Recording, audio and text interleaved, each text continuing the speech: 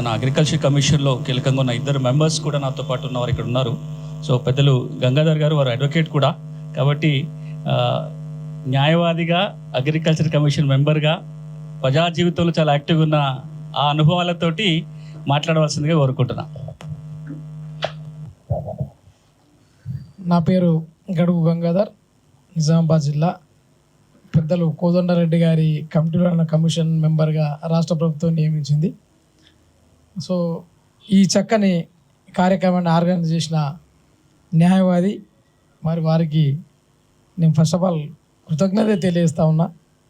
చక్కని awareness programme, అదేవిధంగా పెద్దలు కోదండరామ్ గారు, రాములు గారు, మా డీసీసీ, మా జిల్లా అధ్యక్షులు వరంగల్, మరి ఇంకొచ్చిన వక్తలందరికీ పేరు పేరు నమస్కారం తెలియజేస్తూ, రాజ్యాంగం, రైతులు అని అన్నప్పుడు రాజ్యాంగ పరంగా ఉన్న సమస్యలు, దాంట్లో ఉన్న చిక్కులు, చట్టాలు, న్యాయ వ్యవస్థ, న్యాయపరంగా ఇచ్చే తీర్పులో భాగంగా చాలా చక్కని ఆలోచనలు తెలియజేశారు.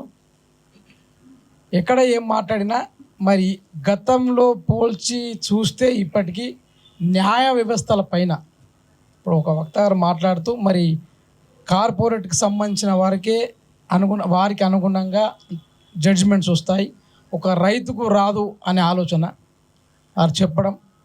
కానీ దయచేసి ఈ దేశంలో చట్టాల్లో, న్యాయ వ్యవస్థలో న్యాయ నిపుణులు అందరూ ఒకేలాగా ఉండరు అని అనుకుంటే, అందరూ ఒకేలాగా ఉండరు అనుకుంటే కూడా భావ్యం కాదు. ఎందుకంటే చట్టాలు, చట్టపరంగా మరి రాజకీయపరమైన నిర్ణయాల్లో మేము ఏదైనా మాట్లాడుతుంటే చట్టం తన పని తాను చేసుకుంటూ పోతుందనే విధానంగా మాట్లాడుతూ ఉంటాం. ఎందుకంటే చట్టాలపైన మనకు ఆ నమ్మకంతో పాటే ఈరోజు మనం కోర్ట్స్ని, చట్టాలని గౌరవించి ముందుకెళ్తా ఉన్నాం. మరి రైతాంగ పరంగా చూస్తే రైతులకు ఎన్ని ప్రభుత్వాలు వచ్చినా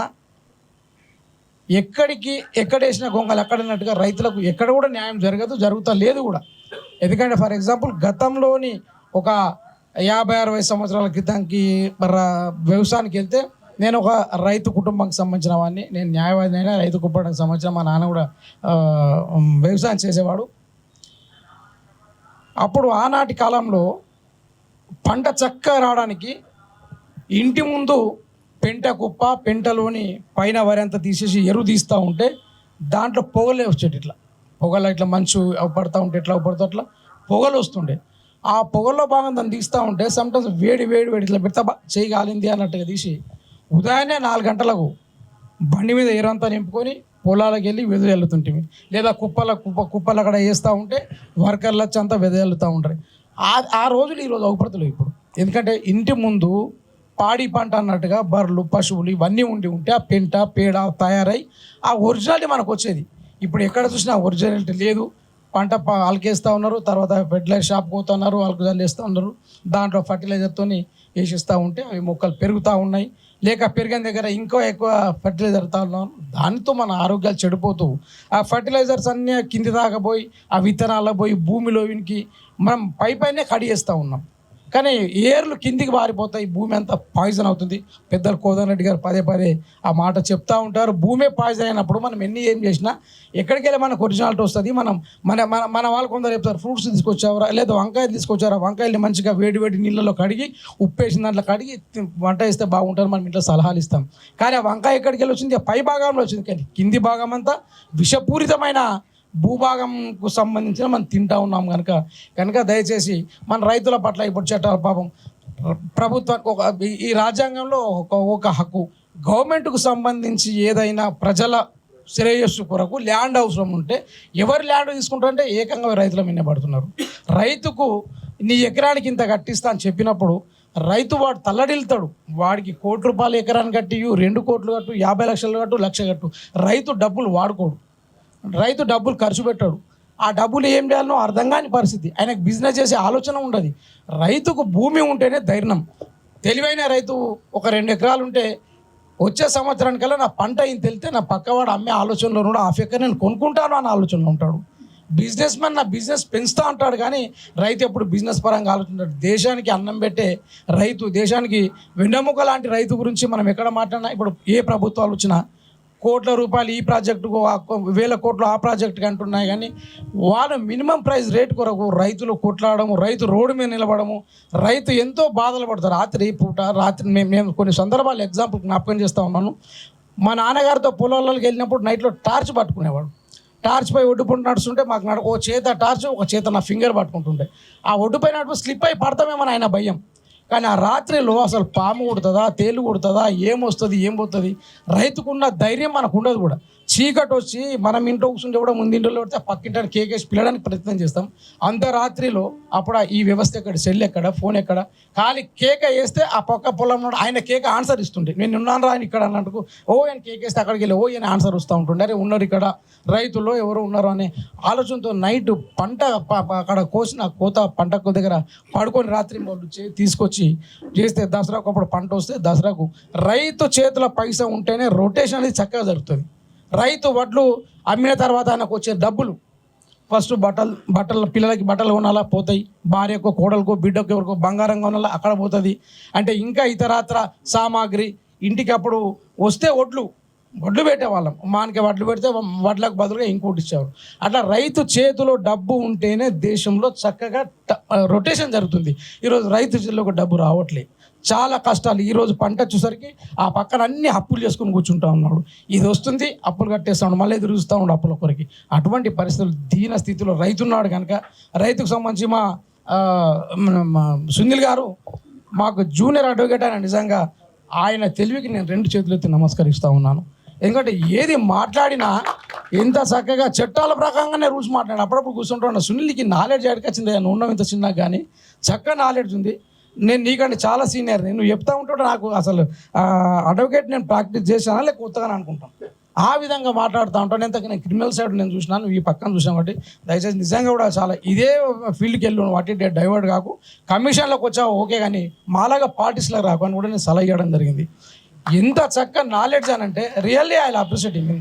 ఎంత మాట్లాడుతుంటే చట్టాలకు ఎన్నో చట్టాలు చెప్తూ ఉంటాడు, అసలు కొన్ని నాకు తెలియదు కూడా, బై గాడి చెప్తా ఉన్నాను. ఇంకోటి రైతాంగం, రైతుకు సంబంధించిన మా రవి గారు మొన్న మా కమిషన్కి వచ్చిండు మాట్లాడిపోడు, రాజేందర్ గారు మాట్లాడుతున్నారు. వీళ్ళు రైతులు ఇంత డెప్త్గా పోయి మాట్లాడితే అసలు ఇట్లా మనం బిత్తరపోయాల్సి వచ్చింది. అంటే ఇంత సబ్జెక్ట్ ఉంది రైతాంగానికి సంబంధించిన ఈ భూ వ్యవస్థలో, భూమి పైన మనకు తెలియదు ఇదంతా. నేను little bit I'm telling it's fact. I don't know. ఇంత ఇలా మాట్లాడుతుంటే అలా నాలెడ్జ్ వస్తే మనకు జీరో నాలెడ్జ్ అనిపిస్తుంది.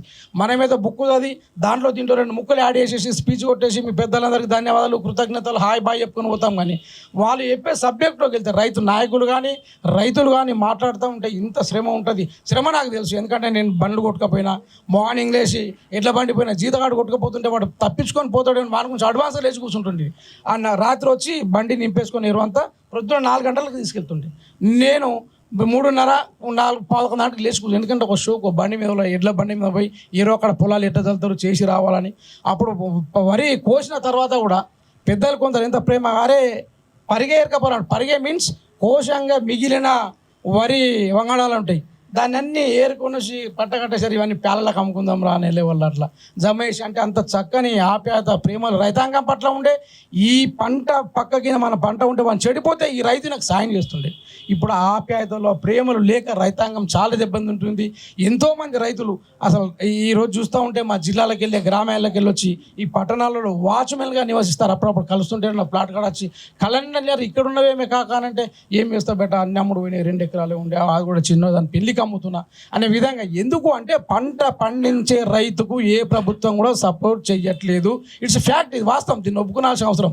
మేము కాంగ్రెస్ పార్టీ ప్రభుత్వంలో ఉన్నాం.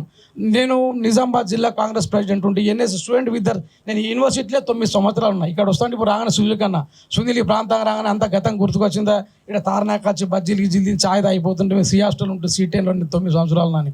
అంటే ఆ పరమైన నిర్ణయాలు ప్రభుత్వాలు రైతుల గురించి తీసుకుంటే ఇన్ని చట్టాలున్నాయి అన్నట్టుగా సివిల్ కేసులలో దానికి ఒక సెక్షన్ వేస్తే దానికి ఇంకో సెక్షన్ వేసి క్లాస్ వేసి అదేసి అనుకుంటా దాన్ని తాత్పర్యం చేస్తూ కోట్లలో నడుస్తూ ఉన్నాయి. ఇంకా రైతులు చాలా ఇబ్బందులు ఎదుర్కొంటూ ఉన్నారు.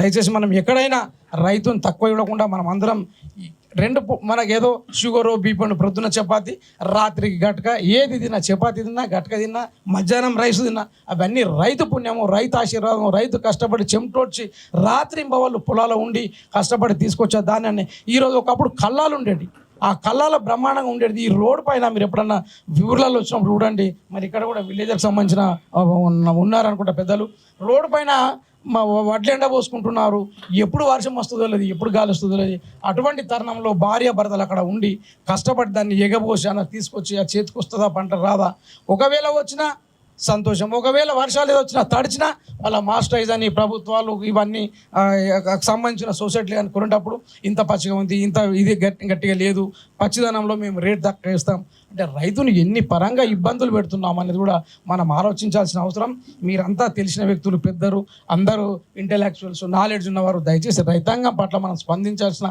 అవసరం ఉంది ఇంతకుముందు మీరు చెప్పినట్టుగా చర్చ జరగాల్సిందే రైతుల పట్ల ఎంత చర్చ జరిగితే అంత చక్కని అటువంటి అవగాహన మా పెద్దలు కోదండరామ్ గారికి మా కోదండ రెడ్డి గారికి చాలా చక్కని అవగాహనలు ఉన్నాయి వారు కూడా ప్రభుత్వం పరంగా మొన్న కూడా మేము ముఖ్యమంత్రి గారిని కలిసినప్పుడు కూడా మా చైర్మన్ గారు మాట్లాడము అదేవిధంగా మన కన్సర్న్ మినిస్టర్ అగ్రికల్చర్ మినిస్టర్ గారు రైతుల గురించి మాట్లాడము ఇప్పుడు వారి కోరిక మేరకు మా కోదండ రెడ్డి గారు అండ్ కోదండరామ్ వారి కోరిక మనకి ఇప్పుడు రైతు సదస్సు మహబూబ్నగర్లో 28, 29, 30 3 days పెట్టడం జరిగింది అంటే రైతుల పట్ల మనం ఎంత మాట్లాడినా తక్కువే ఎంత సబ్జెక్ట్ ఉన్నా తక్కువనే నిజంగా ఒరిజినల్ కష్టపడే రైతుతో మాట్లాడితే మనం ఆ లెవెల్ వారితో మాట్లాడలేము కనుక దయచేసి మనం రైతులకు సహకరించాలా ఈ చట్టాలు అన్నీ ఉంటాయి చట్టాల పరంగా నిర్ణయాలు అవుతాయి ప్రభుత్వాన్ని నిర్ణయాలు తీసుకుంటారు కోర్టులు నిర్ణయాలు తీసుకుంటారు కాబట్టి మనం వారికి సహకరించాలా వాళ్ళకు ఎక్కడ అవసరం పడ్డామని నిలవడానికి కోరుకుంటూ ఏదైనా నేను ఒక కమిషన్ సభ్యుడిగా కాకుండా మీ అన్నదమ్ముడిగా ఏదైనా తప్పుగా మాట్లాడితే మీ అందరు క్షమించాలని కోరుకుంటూ సెలవు తీసుకుంటూ సునీల్ గారికి ధన్యవాదాలు తెలియజేస్తాను థ్యాంక్ యూ రైతులాగా మాట్లాడారు చాలా సంతోషం